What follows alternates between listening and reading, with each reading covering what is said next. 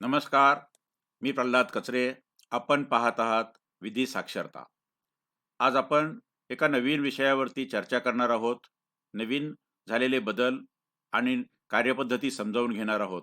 आपल्या विधी साक्षरता या चॅनलमध्ये आपण सततपणे नव्या बाबी ज्या कायदेशीर येतात, नव्या प्रक्रिया ज्या येतात आणि कार्यपद्धती येतात, त्याच्याविषयी साक्षरता वाढावी म्हणून चर्चा करत असतो. दिनांक 5 डिसेंबर 2023 रोजी म्हणजे अगदी परवा एक शासनाच्या महसूल आणि वन विभागाने जी-आर ज्याला आपण शासन निर्णय म्हणतो तो प्रसिद्ध केला आणि ई हक्क प्रणाली नावाची अत्यंत आश्वासक, अत्यंत चांगली आणि अत्यंत क्रांतिकारी अशी एक प्रणाली प्रस्तुत केलेली आहे.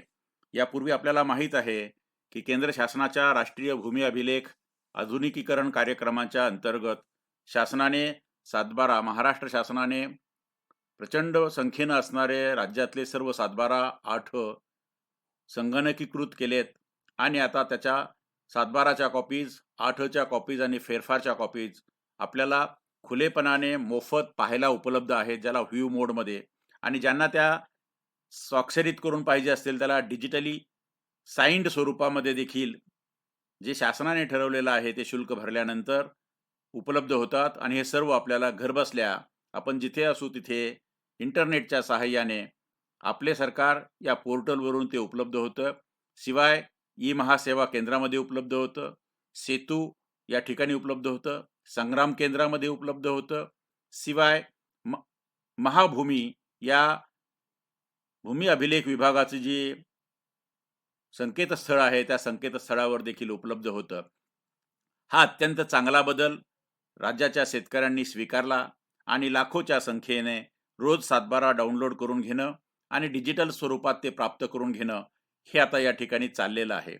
आता प्रश्न असा आहे की ज्या नोंदी होतात नोंदणी अधिकाऱ्याकडे म्हणजे दुय्यम निबंधकाकडे, ते सर्व दस्त ऑनलाईन स्वरूपामध्ये तहसीलदार आणि तहसीलदारांच्या नंतर ते तलाठी यांच्या कार्यालयात जातात आणि फेरफाराच्या नोंदी आपोआप जनरेट होतात, नोटिसा देखील जनरेट होतात. म्हणजे जे नोंदणीकृत दस्तऐवज आहेत त्याच्याविषयीचा प्रश्न नाही. जे आदेश केले जातात, प्रांताधिकारी असतील, तहसीलदार असतील, अप्पर जिल्हाधिकारी असतील, अप्पर आयुक्त असतील किंवा शासनाकडून केले जाणारे जे आदेश आहेत, त्याच्या प्रती देखील तहसीलदारांच्या मार्फत तलाठी यांचेपर्यंत जातात आणि त्यांना त्याच्या आधारे नोंद घेता येते. असे काही अनोंदणीकृत दस्तऐवज आहेत की ज्यांच्या नोंदी फेरफारामध्ये घेण्यासाठी आणि अधिकार अभिलेखामध्ये म्हणजे 7-12 मध्ये घेण्यासाठी प्रत्यक्ष अर्ज द्यावा लागतो. आणि असा अर्ज दिल्यानंतर त्याची नोंद घेतली जाते. अर्ज देण्यासाठी आता तलाठी यांच्या कार्यालयात जायला लागतं. सध्याचं धावपळीचं जगणं, लोकांचं वाढलेली कामं आणि दळणवळणाच्या झालेल्या सुविधा, विशेषतः कम्युनिकेशन क्षेत्रामध्ये झालेली जी क्रांती आहे याच्या आधारावरती अनेक सेवा लोकांना निरनिराळे विभाग घरपोच पुरवतात, कार्पोरेट क्षेत्र पुरवतं. तशीच प्रत्येक खातेदाराची आणि प्रत्येक नागरिकाची आता इच्छा आहे की जास्तीत जास्त शासनाच्या सेवा देखील लोकांना घरबसल्या मिळाव्यात. आणि म्हणून अनोंदणीकृत जे दस्तऐवज आहेत, ज्याला आपण अनरजिस्टर्ड डॉक्युमेंट्स म्हणतो. उदाहरणार्थ, खातेदार मयत झाला, आता याची माहिती तलाठी यांना ऑटोमॅटिक कुठूनही मिळत नाही, कारण ग्रामपंचायती, नगरपालिका आणि महानगरपालिका या प्रणालीला जोडलेल्या नाहीत. जेव्हा सोसायटीकडून कर्ज घेतलं जातं आणि सोसायटी बरोबर जो करार केलेला आहे की जो नोंदणी कार्यालयात जाऊन नोंदलेला नाही, त्याची माहिती तलाठी यांच्याकडे आपल्याला प्रत्यक्षात अर्ज आणि त्याला सोबत इकरार जोडून द्यावी लागते. बोजा कमी करायचा असेल त्याच्यासाठीचं एन-ओ-सी जे असेल ते द्यायला लागतं. बोजा चढवायचा असेल, गहाण टाकलेलं असेल तर गहाणखताचं पत्र द्यायला लागतं. एकूमॅम ज्याला आपण एकत्र कुटुंब करता म्हणतो, त्याचं नाव चढवायचं असेल किंवा नाव कमी करायचं असेल त्यासाठी अर्ज द्यायला लागतो. अपाक अज्ञान पालक करता त्याचं नाव कमी करण्यासाठी वयाच्या पुराव्यासह त्यांची खात्री करून देण्यासाठी अर्ज द्यायला लागतो.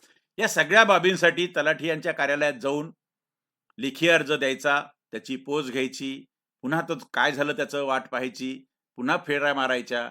आता याला लोक कंटाळलेत. इतर सर्व सेवांसारखं लोकांना असं वाटतं की हे देखील ऑनलाईन झालं पाहिजे. याची जाणीव राज्य शासनाला झाली. महसूल विभाग, जमाबंदी आयुक्त, महसूल विभागाची टीम आणि त्यांची संगणक शाखा या सर्वांनी प्रयत्न केलेत. विशेषतः नॅशनल इन्फॉर्मॅटिक्स सेंटर ज्याला आपण NIC म्हणतो, त्यांनी याची आज्ञावली विकसित केली आणि आता दिनांक 5 डिसेंबर 2023 रोजी म्हणजे अगदी परवा शासनानं एक शासन निर्णय प्रस्तुत केला आणि त्या आधारे याच्यासाठी लागणारं शुल्क आणि याला पब्लिक डाटा एंट्री म्हणजे आता घर बसल्या तुम्हीच वारसाच्या नोंदीची डाटा एंट्री अर्ज करा, त्याच्याबरोबरचे कागद जोडा आणि त्यासाठीचं जे शुल्क असेल ते भरा आणि तुमचा डाटा एंट्री केलेला जो अर्ज आहे, तो पब्लिक डाटा एंट्री सिस्टम मार्फत त्या तलाठ्यांच्या डेस्कवरती जाऊन पडेल. जेव्हा ते लॉग इन करतील तेव्हा त्यांना दिसतील की पब्लिक डाटा एंट्रीतनं एवढे अर्ज आलेले आहेत. त्याच्यावरनं नोंदी जनरेट होतील, आवश्यक त्या नोटिसा दिल्या जातील. मग सर्कल अधिकारी, मंडल अधिकारी त्यांना आवश्यक वाटणारी जी काही कायदेशीर चौकशी आहे, ते चौकशी करतील. जो ठराविक शासनानं ठरवलेला किंवा कायद्यानं, नियमानं ठरवलेला टाईम असेल, तो विहित टाईम थांबला जाईल आणि त्यात जर हरकती, आक्षेप आले नाही, तर त्यानंतर ती नोंद मंजूर होईल. मंजूर झालेल्या नोंदीचा अंमल दिला जाईल आणि तुम्हाला अपेक्षित नागरिकांना अपेक्षित असणारा जो बदल आहे, फेरफार, तो घेता येईल आणि तुम्हाला त्याची डिजिटल साइंड प्रत नंतर फी भरून मिळू शकेल. अशी अत्यंत चांगली अशी व्यवस्था आहे. यासाठी आपल्याला माहिती आहे, की महसूल विभागाचं जे भूमी अभिलेख विभाग आहे, त्या विभागानं केलेलं हे जे पोर्टल आहे, यापूर्वीच्या व्हिडिओमध्ये आपण पाहिलं. डिजिटली साइंड 7/12साठी, 8 साठी, फेरफारसाठी, प्रॉपर्टी कार्डसाठी विशिष्ट शुल्क भरल्यानंतर आपण नोंदणी करून लॉग इन केल्यानंतर आपल्याला ते प्रत्यक्षात माहिती आपल्याला आवश्यक असणारी जी माहिती आहे ती माहिती भरल्यानंतर ते मिळतं. ई रेकॉर्ड म्हणजे जुने रेकॉर्ड्स मिळतात, मॅप्स मिळतात. ई चावडी पोर्टलवरती आपल्याला लॉग इन करून माहिती पाहता येते. आता ही नवीन आली ती ई हक्क प्रणाली, त्याला म्हणतात online apply online for mutation. Mutation म्हणजे फेरफार. फेरफारासाठी आपल्याला तलाठी कार्यालयात जर अर्ज जायला लागत होतं, ते या पुढच्या काळात लागणार नाही. इथे तुम्ही क्लिक करा. तुम्ही लॉग इन क्रिएट केलं असेल तर ठीक, नसेल तर लॉग इन क्रिएट करा, पासवर्ड क्रिएट करा. त्यानंतर आपल्याला काय नोंद करून पाहिजे आहे, त्याच्यासाठीची माहिती, त्याच्यासाठीचे कागदपत्र अपलोड करा. शासनाने ठरवलेलं शुल्क भरा आणि थांबा. ती आपोआप पब्लिक डाटा एंट्री सिस्टम मार्फत संबंधित तलाठी यांच्याकडे जाईल. ते त्याची नोंद घेतील. सर्कल त्याची चौकशी करतील. यासाठी आवश्यक त्या नोटिसा आणि जी काही प्रक्रिया ठरवून दिलेली आहे, कार्यपद्धती ठरवून दिलेली आहे, ती पाळली जाईल आणि आपली नोंद होईल. म्हणजे मंजूर किंवा नामंजूर जो काही असेल तो डिसिजन आपल्याला मिळू शकेल. म्हणजे जे आपल्याला समक्ष जाऊन फॉलोअप करावा लागत होता, तो आता घरबसल्या आपल्याला हे सगळं करणं शक्य आहे. आणि मला असं वाटतं, की नागरिक, शेतकरी आणि महसूल विभाग यांच्यामध्ये जे काही प्रचंड अंतर आपल्याला जाणवायचं, सतत लोकांना पळावं लागतं, फिरावं लागतं, पाठपुरावा करावा लागतो, तो आता या पुढच्या काळामध्ये कमी होईल. यामुळे आपोआपच काय होईल, तलाठी यांच्याकडे अर्ज दिला, पण प्रत्यक्षात आपण गेलो तेव्हा तलाठी हजर नव्हते. आपण त्यांच्या असिस्टंटकडे सोडला किंवा आपण त्यांच्या ऑफिसमध्ये ठेवला, त्यांना तो नंतर मिळाला नाही. नंतर त्यातनं समज, गैरसमज, चर्चा, तक्रारी, आरोप हे असं जे काही होत असतं, ते सगळं आता होणार नाही. आता कोणत्या तारखेला तुम्ही अर्ज दाखल केला म्हणजे पब्लिक डाटा एंट्री केली, त्याची पोच तुम्हाला ऑनलाईन मिळेल. त्याला मशीन जनरेटेड नंबर मिळेल आणि आपल्याला तो ट्रॅक करता येईल. कोणत्या तारखेचे किती अर्ज, किती दिवसाचे किती अर्ज, महिनाभर प्रलंबित असणारे किती, 2 महिने प्रलंबित असणारे किती, 3 महिने, वर्षभर, याचा सगळा डाटा येईल. आणि ई लॉग ज्याचा इलेक्ट्रॉनिक लॉग राहील, की ज्याच्यामुळं जास्त पेंडन्सी ठेवता येणार नाही. हे जे प्रेशर आहे, ते देखील व्यवस्थेवरती येईल आणि हळू यातनं ज्याला आपण म्हणतो ती ट्रान्सपरन्सी, ज्याला आपण म्हणतो ती इफिशियन्सी, ज्याला आपण म्हणतो तो रिस्पॉन्सिव्हनेस, हा सगळा वाढीला वृद्धिंगत होईल, तो वाढ होईल आणि ह्या पब्लिक डाटा एंट्री सिस्टमचा नक्की फायदा होईल. ई रजिस्ट्रेशनसाठी देखील ही डाटा एंट्री सिस्टम आहे. मॅरेजच्या रजिस्ट्रेशनसाठी देखील ती अशी डाटा एंट्री सिस्टम आहे. ई फायलिंगसाठी आहे, सातबाराच्या म्युटेशनसाठी आहे, प्रॉपर्टी कार्डासाठी आहे आणि ई मोजणीसाठी आहे. मला असं वाटतं, की ब्रिजिंग द गॅप ज्याला आपण म्हणतो, सिटिझन आणि गव्हर्नन्स या दोघांच्या मधला जो काही गॅप आहे, अंतर आहे, ते कमी करण्यासाठी या प्रणालीचा, या व्यवस्थेचा खूप चांगला परिणाम होईल. जसे 7/12 ऑनलाईन मिळतात, तसे ऑनलाईन आपल्याला अर्ज केल्यानंतर त्याची जर का फेरफार नोंद देखील ऑनलाईन मिळायला लागली, बदललेलं 7/12वरचं नाव हे व्हायला लागलं, तर मला असं वाटतं, की यापेक्षा चांगला सुदीन असणार नाही. ही व्यवस्था खूप चांगली आहे आणि ही चांगल्या पद्धतीने जर का अंमलबजावणी केली, तर त्याचे परिणाम फार चांगले असतील. महसूल विभागाची प्रतिमा सुधरेल, शासनाची प्रतिमा सुधरेल आणि लोकांचा व्यवस्थेवरचा विश्वास अधिक बळकट होईल, अशी ही परिस्थिती आहे. सध्या जे अभिलेख संगणकीकृत करण्यात आलेले आहेत, ते निरनिराळ्या यंत्रणांमार्फत एकतर आपण ई महाभूमीवर जाऊन डाउनलोड करू शकतो. आपले सरकार केंद्रात जाऊन जिथं केंद्र असेल त्या केंद्राच्या काउंटरवर जाऊन आपण घेऊ शकतो. जे निरनिराळे ई सेवा केंद्र आहेत त्यांच्यामार्फत घेऊ शकतो. संग्राम केंद्र आहे त्या ठिकाणी जाऊन घेऊ शकतो. सेतूचे केंद्र आहे त्या ठिकाणी जाऊन घेऊ शकतो. तेव्हा 7/12 असेल, 8 असेल किंवा फेरफार असेल, तर पहिल्या 2 पृष्ठांसाठी ₹25 म्हणजे 2 पृष्ठ म्हणजे 1 पेज, त्याच्या पाठीमागचं 1 पेज. असं जर का असेल तर त्यासाठी दोघांसाठी 2 असतील तर त्यासाठी ₹25. त्यापुढे प्रत्येक पेजसाठी ₹2 अशा पद्धतीनं त्याची आकारणी केली जाईल. त्यापेक्षा जास्त अतिरिक्त चार्ज देण्याची आवश्यकता नाही. हा जी-आर घेऊन लोकांनी फिरलं पाहिजे, खिशात ठेवला पाहिजे आणि दाखवलं पाहिजे, की हे चार्जेस आहेत. आता या ₹25 ची विभागणी काय आहे? राज्य शासनाला यातील ₹5 जातात, कारण राज्य शासनाला खूप यंत्रणा राबवावी लागते. जमाबंदी आयुक्त, ज्याला आपण संचालक भूमी अभिलेख म्हणतो, त्यांच्याकडे स्वीय प्रपंची म्हणजे त्यांच्याकडे जे एक लेजर असतं, पर्सनल लेजर, त्या लेजरमध्ये ₹10 जातील आणि त्यांचा विकसनाचा आणि व्यवस्थेचा जो खर्च आहे, तो त्यातनं भागवला जाईल. सेतू किंवा आपले सेवा केंद्र जे असेल त्यांना ₹10 मिळतील आणि त्या पुढच्या प्रत्येक पानासाठी पेजेससाठी जे ₹2 मिळतात ते देखील त्या केंद्रालाच मिळतील. म्हणजे त्यांना 10 अधिक प्रत्येक पेजला 2 अशा पद्धतीने त्यांना चार्ज मिळत राहील आणि त्यांचा जो काही खर्च आहे, त्यांचं व्हायबिलिटी आहे, ती त्यातनं भागू शकेल. अशा पद्धतीने त्याचं विभाजन केलं जाऊ शकेल. आता हे झालं, की ज्याचं ऑलरेडी संगणकीकरण केलंय, त्याच्या प्रती घेण्यासाठी याचा उपयोग होता. आता ज्याचं संगणकीकरण झालेलं नाहीये आणि ज्याला हार्ड कॉपीमध्ये अर्ज देण्याची आवश्यकता आहे, तो आता ऑनलाईन देता येणार आहे. म्हणजे ई-हक्क प्रणालीद्वारे. मग तो कसा करता येईल? स्वतःला तुम्हाला घरात बसून डाटा एंट्री करता येईल. 2 एखाद्या आपले सेवा केंद्रामध्ये जाता येईल. तिथे कागदपत्र देऊन तिथून आपल्याला डाटा एंट्री करता येईल आणि आपले कागद अपलोड करता येतील. एखाद्या महासेवा केंद्रामध्ये आपल्याला जाऊन तिथे आपल्याला हा अर्ज दाखल करता येईल. सेतूमधून आपल्याला हा अर्ज दाखल करता येईल किंवा संग्राम केंद्रामधून आपल्याला हा अर्ज दाखल करता येईल. ते कोणते प्रकार आहेत? जे नोंदणीकृत झालेले दस्त नाहीत, असे जे दस्त असतात. नोंदणीकृत दस्त हे व्यवस्थेमार्फत किंवा नेटवर्क मार्फत जातात.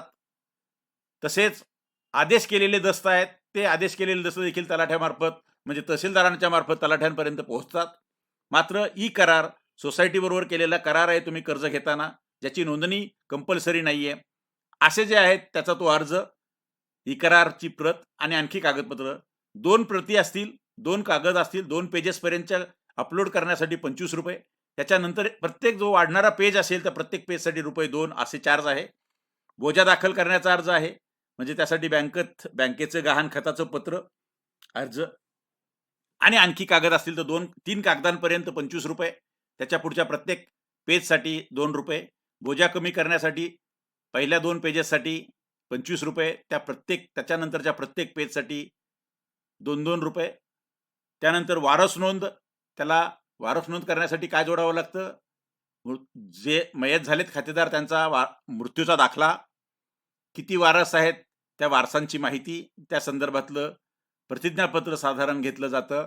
ते प्रतिज्ञापत्र स्वयंघोषणापत्र असू शकेल आणि हे साधारण 3 कागद किंवा 3 पेजेस पर्यंतचे जे काय आहे ते अपलोड करण्यासाठी फक्त ₹25 लागतील. त्याच्याशिवाय जास्त आणखी कागद वाढले, पेजेस वाढले तर प्रत्येक पेजला ₹2 जास्त. अशा पद्धतीने ती करावं लागेल. मयताचं नाव कमी करणे, म्हणजे मग कोण मयत झालं, त्याचा मृत्यूचा दाखला आणि मग बाकी जे काही त्यांना आवश्यक असणारं स्वयंघोषणापत्र किंवा इतर कागद असतील ते पहिल्या 3 पेजेसपर्यंत ₹25, त्यानंतरच्या प्रत्येक पेजसाठी ₹2 अधिक लागतील. अपाक, ज्याला आपण अज्ञान पालक करता म्हणतो, ते जेव्हा सज्ञान होतात तेव्हा त्यांचा जन्माचा दाखला, नंतर आणखी काही कागदपत्र असतील तर ते पहिले 2 कागदपत्र दाखल करण्यासाठी अर्जासह ₹25, त्यानंतरच्या प्रत्येक पेजसाठी ₹2. एकूम्या म्हणजे इतर हक्कामध्ये अनेक वेळा एकत्र कुटुंब करता अशी नोंद केली जाते. बऱ्याच वेळा दिसतं की सातबाराच्या कब्जेदार सदरी एकूम्या लिहिलेला एकाच व्यक्तीचं नाव असतं. त्याचे जे बाकीचे वारस आहेत, भाऊ बहिणी वगैरे, त्यांची इतर हक्कात नावं असतात किंवा त्या फेरफारमध्ये असतात, कुठेच नसतात. तेव्हा ते अपाक कमी करायचं आणि सर्व वारसांची नावं दाखल करायची, यासाठी जो अर्ज दिला जातो, तो अर्ज साधारण 2 पेजेस पहिले त्याच्यासाठी ₹25 शुल्क, त्यानंतरच्या प्रत्येक पेजसाठी ₹2 शुल्क. त्यानंतर एखादी संस्था असेल, सोसायटी असेल, ट्रस्ट असेल, पदाधिकाऱ्यांची बदल करण्यासाठी त्यांच्या आमसभेचा निर्णय झाला असेल आणि विश्वस्ताचं नाव कमी करायचं, नव्या विश्वासाचं नाव दाखल करायचं, असे अर्ज येतात. अशा वेळी पहिल्या 2 पेजेससाठी ₹2 सॉरी ₹25 आणि प्रत्येक वाढलेल्या पेजसाठी ₹2 अशा पद्धतीने चार्ज करायला लागेल. तेव्हा हा जो नवीन आलेला जी-आर आहे किंवा शासन निर्णय आहे, त्यातनं सगळ्यात महत्त्वाची जी काही बदल झाला, सगळ्यात महत्त्वाचा जो क्रांतिकारी बदल झाला तो आहे, घरबसल्या अर्ज करता येईल किंवा तुम्ही असाल तिथून अर्ज करता येईल. अर्जाबरोबरचे कागद आपल्याला अपलोड करता येतील. पहिल्या 2-3 कागदांसाठी ₹25 आणि त्यानंतरच्या प्रत्येक पेजसाठी ₹2 अशा पद्धतीने आपल्याला त्याचं चार्ज पडेल आणि त्यानंतर हे तलाठ्याच्या डेस्कवरती जाईल. जेव्हा ते लॉग इन करतील तेव्हा त्यांना हे पाहायला मिळेल. त्याच्या आधारावर त्यांना नोंद घ्यावी लागेल. त्या नोंदीच्या संदर्भात आवश्यक असणाऱ्या नोटिसा काढाव्या लागतील. सर्कल ऑफिसर रितसरपणे त्यांची आवश्यक ती चौकशी करतील. प्रमाणित किंवा अप्रमाणित जो काही असेल तो त्यांचा निर्णय मिळेल आणि त्या निर्णयानंतर जर प्रमाणित असेल तर आपल्या सातबारावरची नावं बदलतील. म्हणजे फेरफार आणि सातबाराची जी सुधारित प्रत आहे ती आपल्याला डाउनलोड करून घेता येईल किंवा डिजिटल स्वाक्षरीकृत प्रत मिळवता येईल. जर का ते अमान्य झालं असेल तर त्या फेरफाराची प्रत घेऊन आपल्याला आवश्यक असेल त्या त्या त्या फोरमवरती अपील करता येईल. म्हणजे अत्यंत जे आपल्याला धावपळ करून प्रत्यक्ष वेळ घालवावा लागत होता, ऊर्जा घालवावी लागत होती आणि याच्यामध्ये जे काही वाद निर्माण होत होते ते कमी होतील. यातनं एफिशियन्सी, रिस्पॉन्सिव्हनेस, ट्रान्सपरन्सी हे सगळं वाढेल आणि व्यवस्थेवरचा विश्वास कायम होईल, बळकट होईल, अशी ही साधारण परिस्थिती आहे. आता जे सातबारा आपल्याला ऑनलाईन पाहायला मिळतात, जे व्ह्यू मोडमध्ये असतात, ते आपल्याला कुठेही पुरावा म्हणून वापरता येत नाहीत. डिजिटली साइन केलेले सातबारा आपल्याला डिजिटली साइन केलेले फेरफार आणि डिजिटली साइन केलेलं जे रेकॉर्ड आहे प्रॉपर्टी कार्ड वगैरे, ते आपल्याला कुठेही पुरावा म्हणून वापरता येऊ शकतं. माहिती आणि तंत्रज्ञानाच्या झालेल्या बदलाचा फायदा राज्याच्या महसूल विभागानं मोठ्या प्रमाणावरती घेतलेला आहे आणि खूप मोठ्या प्रमाणावरती असणारं जे काही जमिनीचे अभिलेख आहेत आणि त्या अभिलेखाच्या नोंदी आहेत त्या सर्व संगणकीकृत करून लोकांसाठी खुल्या डोमेनमध्ये उपलब्ध झालेल्या आहेत. मला असं वाटतं की अशी ऑनलाईन अर्ज करण्याची पद्धत शासनाने उपलब्ध करून देऊन खूप मोठं क्रांतिकारी बदल केलेला आहे आणि याचा नक्कीच सर्व खातेदारांना फायदा होऊ शकेल. हा पहा जी-आर 5 डिसेंबर 2023 रोजी महसूल विभागांतर्गत उपलब्ध असलेले अभिलेख, सेतू, आपले सरकार, सेवा केंद्र, महा ई सेवा केंद्र यांचे मार्फत उपलब्ध करून देणे आणि ई हक्क प्रणालीद्वारे अर्ज करण्याची सुविधा उपलब्ध करून देणे असा या जी-आरचा विषय आहे. हा जी-आर सध्या महाराष्ट्र शासनाच्या संकेतस्थळावरती, वेबसाईटवरती खुलेपणाने उपलब्ध आहे.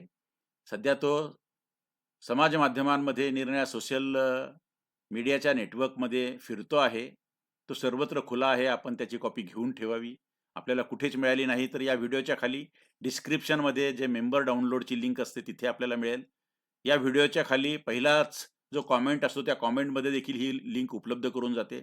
आपण त्याचा ॲक्सेस मागावा. मेंबर डाउनलोडमध्ये तुम्हाला तो ॲक्सेस मिळेल आणि हा जी-आर प्रत्येकाने स्वतःकडे ठेवावा. आपल्या मित्रपरिचितांना, आपल्या नातेवाईकांना, आपल्या असोसिएट्सना, आपल्या सर्वांना ज्यांना म्हणून याचा उपयोग होईल असं वाटतं, या सर्वांना तो पुरवावा. जर का हा व्हिडिओ आपल्याला आवडला असेल तर त्याला लाईक करावं. आपण यापूर्वी सबस्क्राईब केलं नसेल तर सबस्क्राईब करा. आपल्या मित्रांनी सबस्क्राईब केलं नसेल त्यांनाही सबस्क्राईब करा. हा शेअर करा, शेअर करत राहा.